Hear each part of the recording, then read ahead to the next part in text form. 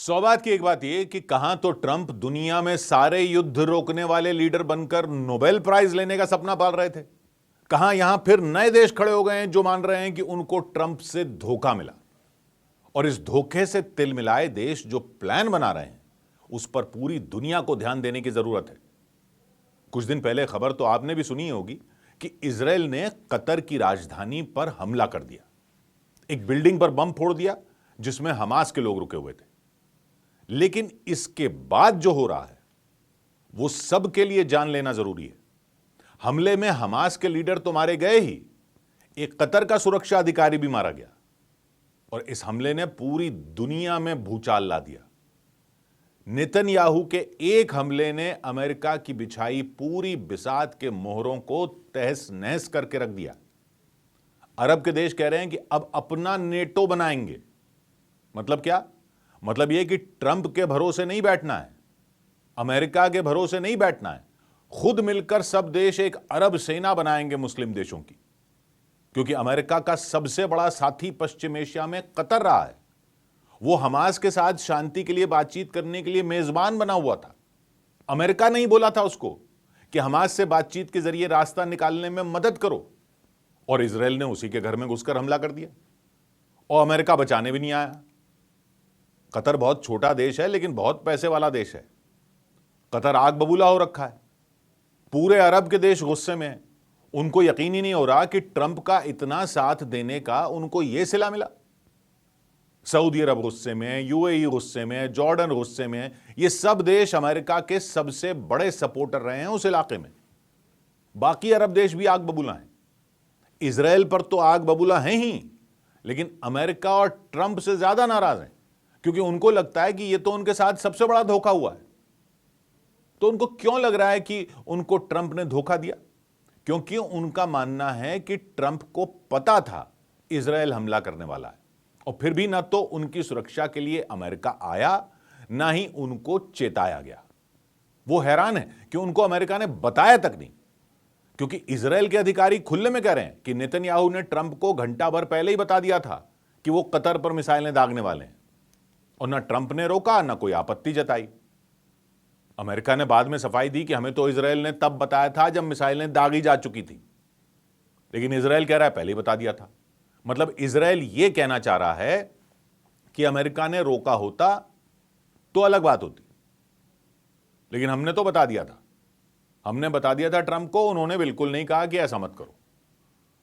और बाद में व्हाइट हाउस ने जो बयान जारी किया उससे भी अरब देश जो है वो खुश नहीं है। व्हाइट हाउस ने कहा कि कतर के अंदर घुसकर इस तरह से हमले करने से न तो इजराइल का मकसद हल होता है और न अमेरिका का।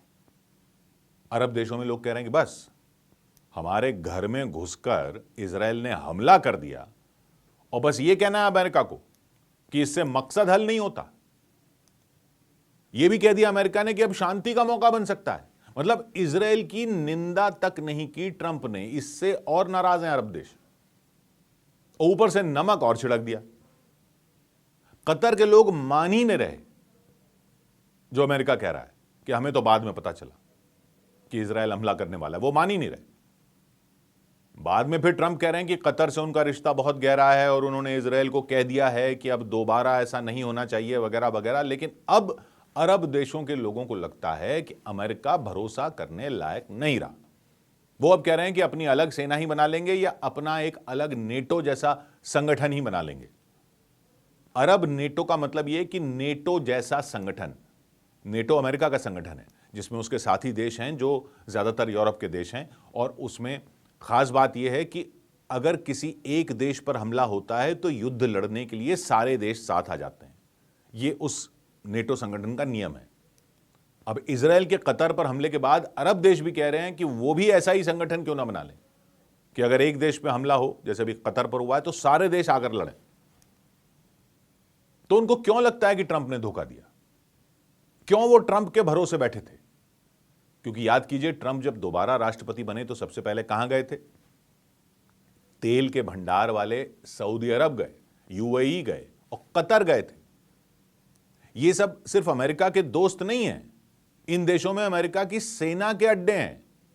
ये देश अमेरिका से टनों में हथियार खरीदते हैं, उसके सबसे बड़े खरीदार हैं।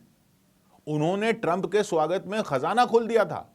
ऊंटों की परेडें हो रही थी, शाही भोज दिए जा रहे थे, क्योंकि ट्रंप जब पिछली बार राष्ट्रपति थे तब ट्रंप ने इन देशों के साथ बड़े बड़े समझौते भी किए थे। ट्रंप ने तो यूएई और बहरीन जैसे देशों के इजराइल के साथ भी समझौते करवा दिए थे। वो इजराइल जो फिलिस्तीन के मामले की वजह से इस्लामी देशों का दुश्मन माना जाता है, उनके साथ समझौता करा दिया था। ये सब अरब मुल्क भी इसलिए राजी हो गए थे क्योंकि उनको खतरा लगता था तब ईरान से। शिया सुन्नी का झगड़ा चलता है अरब देशों में, ईरान शिया है, तो ये सुन्नी देश अमेरिका के साथ हो लिए थे। जब दोबारा राष्ट्रपति बनने के बाद ट्रंप इन देशों के दौरे पर गए इस साल, तो इन देशों ने 2 लाख करोड़ डॉलर का निवेश करने की डील कर ली अमेरिका में। ये देश पैसे वाले अमीर देश हैं, इनसे 2 लाख करोड़ डॉलर का निवेश ले आए ट्रंप। सऊदी अरब ने 60,000 करोड़ डॉलर दिए अमेरिका में नौकरियां बढ़ाने के लिए, प्रोजेक्ट चलाने के लिए। कतर ने 1.25 लाख करोड़ दिए कई सौदों में। वो अमेरिका से हथियार और फाइटर प्लेन खरीदेगा। ट्रंप को कतर ने एक 40 करोड़ डॉलर का बोइंग 747 लग्जरी प्लेन ट्रंप को कतर ने गिफ्ट में दे दिया। आलीशान हवाई जहाज दे दिया, 40 करोड़ डॉलर का इंटीरियर किए हुए, यानी 3,500 करोड़ रुपए का हवाई जहाज, 3,500 करोड़ रुपयों का फ्लाइंग पैलेस गिफ्ट। कतर राजी हो गया कि वो हमास के लीडरों से बात करने का जरिया बनेगा। ट्रंप ने खुद कहा कि ये कतर ने बहुत दिलेरी का काम किया अमेरिका और इजराइल की मदद करके, तो कतर ये मदद कर रहा था। कतर में अमेरिका का अल उदैद एयरबेस है, जहां अमेरिका की सेना के 10,000 सैनिक तैनात हैं, और कतर पर हमला कर दिया इजराइल ने। ईरान पर नजर रखने के लिए अमेरिका इस इलाके के अपने अड्डों का इस्तेमाल करता है। यानी 1991 में जो इराक युद्ध हुआ था, तब से ये सारे देश अमेरिका को अपना वीआईपी पार्टनर बनाकर बैठे थे कि हम तेल निकालेंगे, ये सुरक्षा वाले यहां के मसले अमेरिका देख लेगा। इराक ने कुवैत पर हमला कर दिया था, तो ये और फिर अमेरिका आया था लड़ने के लिए, तो ये सारे देश अमेरिका भरोसे बैठे थे, क्योंकि इनका दुश्मन इनको लगता था ईरान है। तो इनको लगता था ईरान भी कुछ करना चाहेगा तो हमें नहीं छेड़ेगा, क्योंकि हम तो अमेरिका के साथ हैं, और इजराइल तो अमेरिका का साथी है, तो इजराइल तो लड़ेगा ईरान से, हमसे क्यों लड़ेगा। बल्कि जैसा समझौता ट्रंप ने इजराइल का यूएई और बहरीन के साथ करवाया था, वैसा करने के लिए ट्रंप के साथ कई और देश हाथ मिलाने को तैयार दिख रहे थे वहां के। उनको ट्रंप पर एतबार हो गया था, लेकिन अब गा रहे हैं अच्छा सिला दिया तूने हमारे एतबार का। और बात छिड़ गई है कि हटाओ अमेरिका को, अपना खुद का नेटो बनाते हैं। शिया सुन्नी की लड़ाई छोड़ो, एक हो जाओ, क्योंकि अमेरिका बचाने तो दूर, अफसोस जताने में नहीं आने वाला। इजराइल हमला करेगा तो अमेरिका नहीं आने वाला।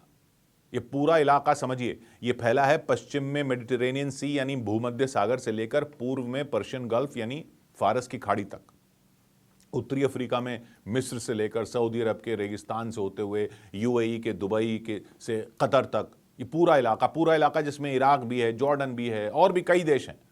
उधर अफ्रीका में मोरक्को तक अरब देश ही हैं, वो भी अरब देश हैं। तो उत्तर अफ्रीका है, फिर ये पूरा सऊदी अरब का इलाका, ईरान, इराक, इधर कतर तक, इन सब के बिल्कुल बीच में छोटा सा इजराइल, जिसके उत्तर में सीरिया है, लेबनान है, पूर्व में जॉर्डन है, दक्षिण में मिस्र है। तो ये अरब देशों का अपना नेटो बनाने का आइडिया जो है, ये कोई नया नहीं है। ये मिस्र ने ये 2015 में भी बोला था, 10 साल पहले। तब क्या हुआ था कि यमन की सरकार के खिलाफ हूथी विद्रोहियों ने हमला कर दिया था, और ईरान हूथी विद्रोहियों के साथ था। यानी इन देशों को लगता था कि ईरान करवा रहा है सब। तो अब ये अरब देशों के नेटो टाइप का संगठन बनाने की बात सुन्नी देशों की थी, ईरान के खिलाफ थी, अपनी रक्षा करने के लिए ईरान से। क्योंकि उनका कहना, उनको लगता था कि ईरान ने यमन की सरकार के खिलाफ आज विद्रोह करवा दिया है, कल को हमारे देशों पर भी कब्जा करने निकल पड़ेगा, तो सब मिलकर लड़ेंगे ईरान के खिलाफ। उसके अलावा उनको खतरा था उस वक्त आईएसआईएस से। आईएसआईएस का खतरा था, ईरान का खतरा था, और आईएसआईएस का खतरा था। अलकायदा के बाद कट्टरपंथी आतंकी जो थे वो आईएसआईएस में शामिल हो गए, तो उनसे भी इन सभी देशों को निपटना था। तो मिस्र ने बोला अपना नेटो बनाते हैं 10 साल पहले, लेकिन तब बात नहीं बनी थी, क्योंकि यह तय नहीं हो पाया कि लीडर कौन होगा। आपस के झगड़े में मामला खटाई में पड़ गया, इनके आपस के झगड़े बहुत हैं। और अमीर देश तो वैसे भी अमेरिका के भरोसे थे, तो उन्होंने भी खास भाव नहीं दिया कि भाई हमारे साथ तो अमेरिका है, हमें ये वाला नेटो बनाने की क्या जरूरत है। लेकिन अब जो कतर में हुआ उसने तो सबको एक कर दिया कि अमेरिका ने तो दोस्ती निभाई नहीं, यानी अपना इंतजाम खुद करना चाहिए। पहले सब ईरान के खिलाफ एक हो रहे थे, अब सब इजराइल के खिलाफ एक हो रहे हैं। मिस्र के पास इनमें सबसे बड़ी सेना है 4 लाख सैनिकों की। सऊदी अरब के पास 2.25 लाख सैनिकों की सेना है। सऊदी अरब के पास F-15 जैसे फाइटर प्लेन है। छोटा सा UAE जो है उसके पास भी 63,000 सैनिकों की सेना है। उसके पास राफाल जैसे फाइटर जेट है। तो इनके पास सेना और हथियार और ये सब तो बहुत आ गया। अब बस चक्कर ये है कि ये सब सुन्नी देश हैं। ईरान शिया है, लेबनान शिया है और सीरिया शिया है। और ये ईरान, लेबनान, सीरिया शिया देशों पर इन सुन्नी देशों को भरोसा कम होता है। इराक है, वहाँ सुन्नी भी हैं, शिया भी हैं। बहरीन में भी सुन्नी भी हैं, शिया भी हैं। तो आपस में ये देश एक दूसरे पर भरोसा नहीं करते। लेकिन जिसको ये ट्रंप का धोखा मान रहे हैं वो अमेरिका के इतने सालों के किए धरे पर पानी फेर सकता है। क्योंकि अगर इन सब ने एक होकर यहां अपना नेटो जैसा संगठन बना लिया तो ये दुनिया का ऐसा धड़ा हो जाएगा जो जिस तरफ झुकेगा उसका पलड़ा भारी हो जाएगा। भाई एक तरफ रूस और चीन है, दूसरी तरफ अमेरिका है। ट्रंप की नीतियों से अगर ये सारा धड़ा रूस और चीन के पाले की तरफ झुक गया तो अमेरिका वाले धड़े को चिंता होना तो लाजमी है। और हां, वो हर बारात में नाचने के लिए पहुंच जाने वाला पाकिस्तान भी तो है। वो इस्लाम का पपलू खेलते हुए जुड़ना तो चाहेगा इनके साथ ताकि इधर से भी कुछ मिल जाए। लेकिन ट्रंप के साथ लंच भी तो करके आ गए थे नौचंदी के मेले में खरीदे हुए मेडल वर्दी पटांग कर। तो उस पाकिस्तान को सीखना पड़ेगा क्या? शीर्षासन। तो आप ये समझिएगा कि इस सब से हमें क्या लेना देना है। ये मत मानना कि हमारा कोई लेना देना नहीं है। दुनिया में युद्ध की बात हो रही है। दुनिया में युद्ध की बात अगर इस लेवल तक पहुंच गई है तो सबको जानना जरूरी है, सबको समझना जरूरी है। 100 बात की एक बात,